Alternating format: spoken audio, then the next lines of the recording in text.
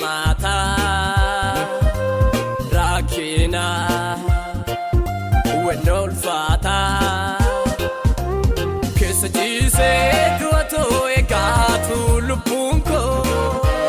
miara tae arfame anav Jesus ko kesajise duato egatu lupunko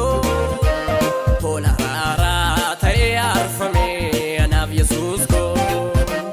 utunjise duae egatu murel buka falakanta ujrajade yaane takasamunko utunjise duae egatu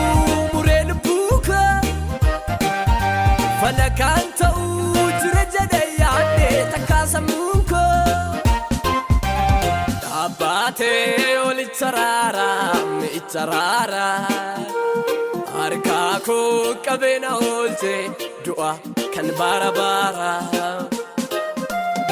abate olitarara mitarara